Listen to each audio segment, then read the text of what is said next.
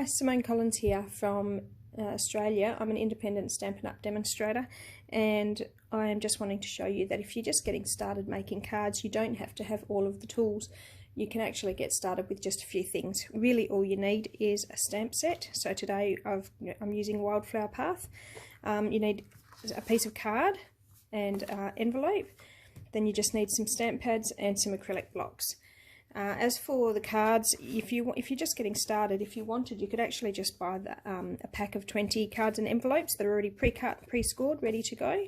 So you could do it that way, or you can buy a pack of card and a pack of envelopes, you know, to be able to make a lot more. But honestly, if you're just getting started, it's quite economical just to buy the packs where you get 20 card bases and 20 envelopes all ready to go.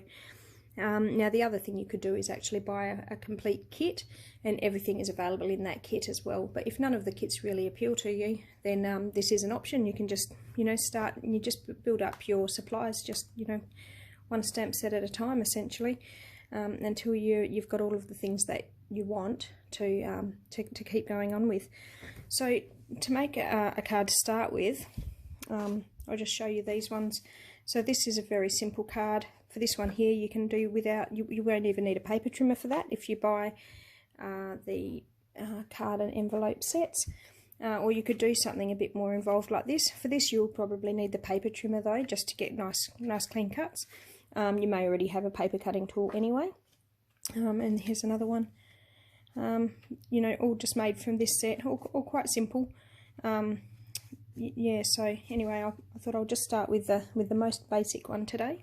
So I've got my piece of card already cut and scored. So I'll just get started making this card. So I'm thinking what I'll probably do is start with the, I'll start by making this one here with the pink flowers. Now I might just get started here with a sweet sorbet. I'll open up the stamp set. So here's the stamp set here. Just take out the one that you're wanting. Now usually you'd probably use a smaller acrylic block, but you absolutely don't have to. You can just use whatever you've got. So start by lining up my thank you, like so. And I also have here, which is once again not something that you have to have, I actually have a chamois. These are only $15, so they're very cost-effective way of cleaning your stamps. And just if you clean your stamps in between using them, then you won't accidentally get ink on something that you don't mean to. So I'll start by putting down a thank you, and then get the Granny Apple Green, which is the darker colour.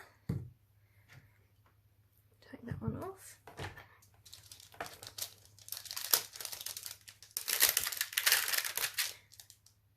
Now what I do is I actually put them down like that. If you put them on, you can potentially bend them out of shape, which isn't a problem when you're just stamping, but if you're going to use dies for any of these, then you'll need to make sure that you actually have them exactly right, and by doing it that way they actually hold their correct shape. So now I'll just get started on one in the middle and then go from there.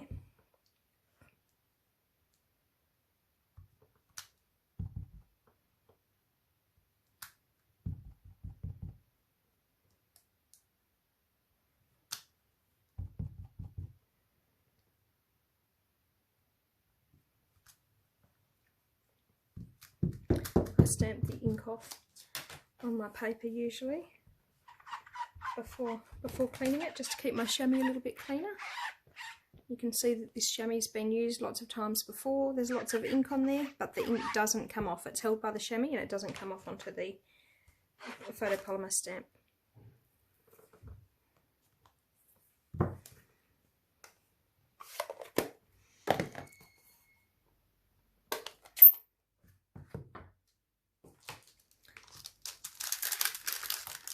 Now I'm using Parakeet Party.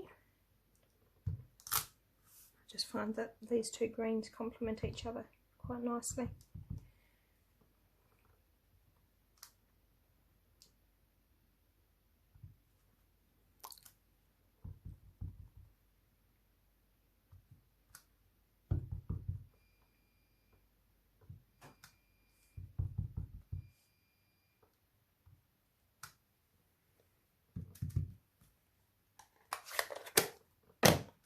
we go, that's it for the green.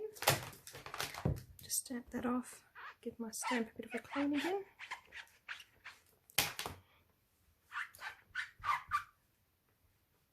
Now you don't have to have a chamois, you can just you know, use a damp cloth. I think some people use baby wipes.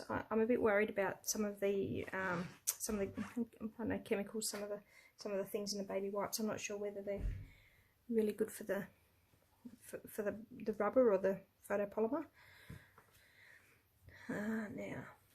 Now we'll start to get the two-step stamping here. We start by putting the light colour on the bigger stamp. So I'll put this on, and I start with Flirty Flamingo.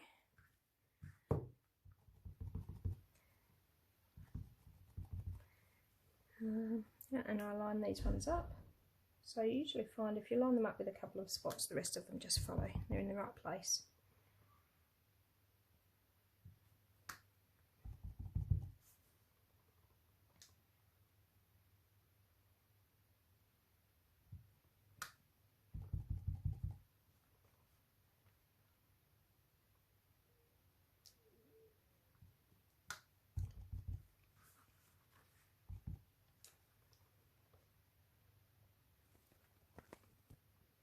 Hoping my head's not too much in the way there.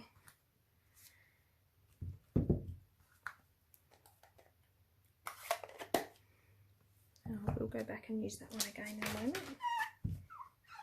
But for now, I'll finish this two-step stamping by using this one here and the darker pink, which today I'm using Sweet Sorbet.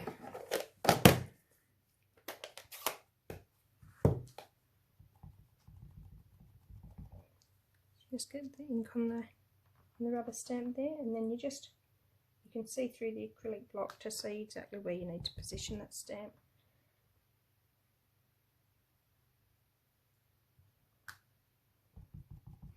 And it doesn't matter if you get it a little bit wrong. Perfectly imperfect, I think they say.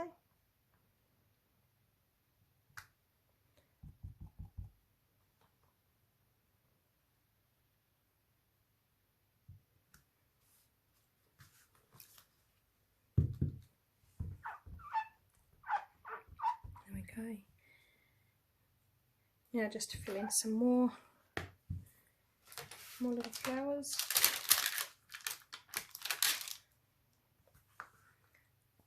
Pop that one away again. Do some softer flowers.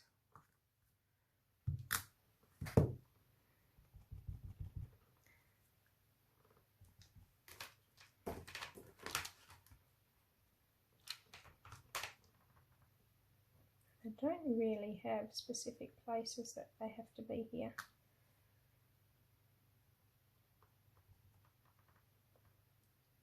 Or, well, they might do, but I have had a bit of trouble finding where that is.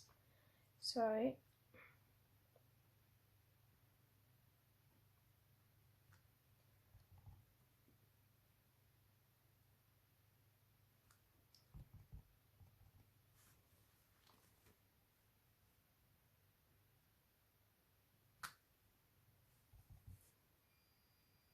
we go. And then I'll go through and just fill in some gaps.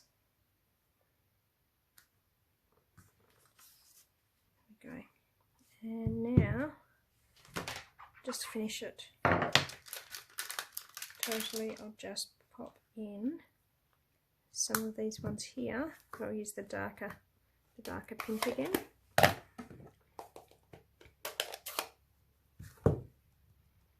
And just fill in some gaps, really.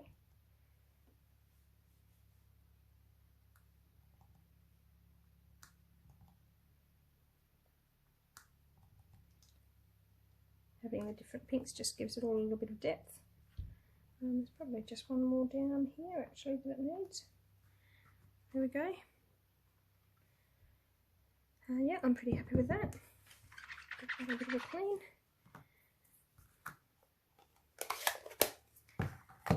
And that's it. Hope you don't have too much ink on your hands when you touch the card again. folding the card over, and there we go.